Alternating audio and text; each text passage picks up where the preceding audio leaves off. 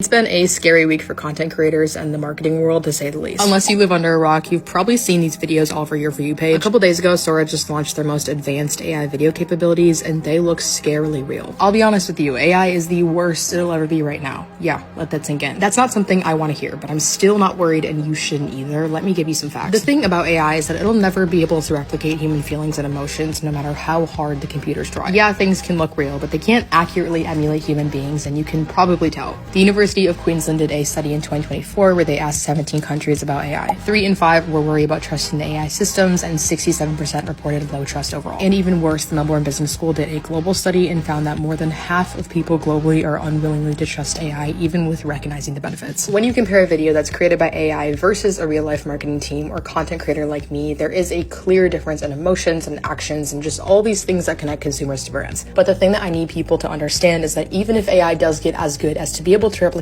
ads word for word, there will have to be regulations on this, and there absolutely will be. Sora's only been launched for a couple days now, and they are already in a ton of copyright infringement lawsuits because of people using this irresponsibly. Especially if it starts to involve famous brands and people, there will have to be a clear label that the image that you were looking at is AI. Otherwise, I'm sure you can imagine the legal trouble that they will be in for false advertising. I mean, think about it. If you've been following a brand for months, you bought their products, and figured out that all their videos are made with AI, even if you didn't know, you probably wouldn't trust that brand anymore, right? And that's the whole goal of this. If brands think that it'll actually work on consumers and sell, they have a lot more coming at them. This was a brand I saw last week who made an AI ad with Sora that looked realistic, and their comments weren't too great. The thing about marketing is that trust is the #1 driving factor, along with relatability and consumers. And the moment that you start to take AI into your business, consumers will eliminate every single ounce of trust they have with you. Why? Because it makes your brand seem lazy. You're taking the easy way out, and you're trying to connect with people with a robot computer. People don't like that. People will take offense to that. People will lose their jobs over this. How can consumers trust you and your product when you're too lazy or selfish to hire an actual person who knows what consumers want? Now, do I think AI is completely bad? No.